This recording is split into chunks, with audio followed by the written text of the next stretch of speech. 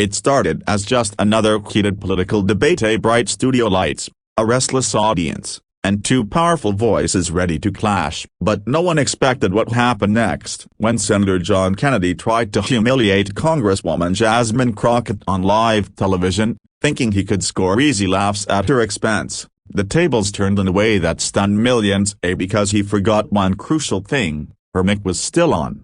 The broadcast began innocently enough. The topic was divisive policy, justice, and the state of American politics, but the atmosphere was tense from the very start. Kennedy, known for his sharp Southern wit and folksy one-liners, had been taking subtle jabs throughout the evening. Crockett, on the other hand, stood poised, her tone measured, her arguments crisp. It was clear she had come prepared, not for a fight, but for a conversation. Yet, as the minutes passed, it became less of a discussion and more of a spectacle. When the moderator threw a question about accountability to Kennedy, he smirked and replied, "Well, maybe the Congresswoman could teach us all how to dodge a question. She's an expert in that field." The audience laughed awkwardly. Crockett's expression didn't change, at least, not yet. She leaned back in her chair, took a deep breath, and let him finish. But what Kennedy didn't realize was that, during the commercial break,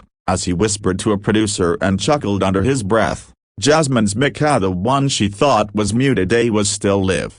Viewers at home heard every word she said, softly but powerfully. "I'm tired of being underestimated because I don't fit their mold. I worked for everything I have, and I won't be mocked into silence." Her voice wasn't angry, it was calm, resolute, and real. The rawness of her words cut through the noise of politics and production. Social media exploded instantly. Clips flooded Twitter, TikTok, and YouTube. Within minutes, #Jasmine Crockett trended nationwide. When the show returned from break, something had shifted. Kennedy tried to pick up where he left off, tossing another jab her way. But this time, Crockett didn't hold back. "Senator," she began, her voice steady but her eyes ablaze, "you've made a career out of mocking people who challenge you. But leadership isn't about who can throw the sharpest insult, it's about who can stand tall when someone tries to tear them down." "And I'm still standing." The studio fell silent. Even the moderator looked frozen,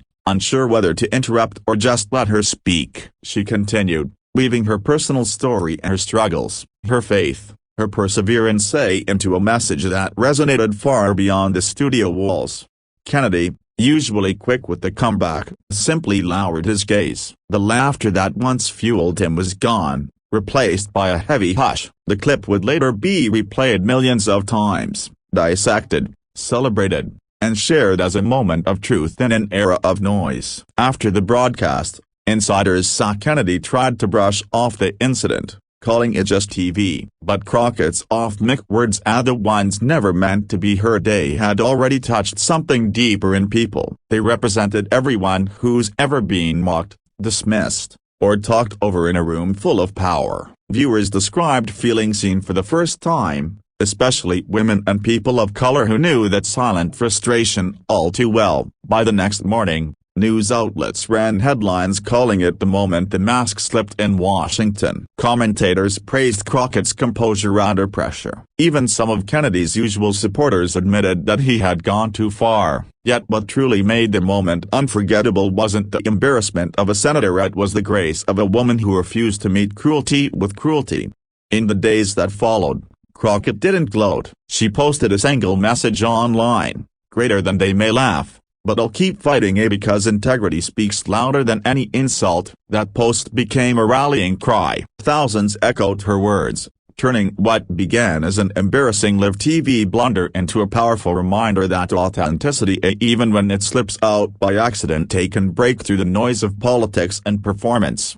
As for Kennedy, he eventually issued a half-hearted apology. But the damage was done. The world had seen the contrast between mockery and moral courage in real time. And that image, that moment of unguarded strength, lingered in people's minds long after the cameras stopped rolling. Because sometimes, the most powerful moments aren't the ones planned or scripted, they're the ones that remind us who we truly are when we think no one's listening.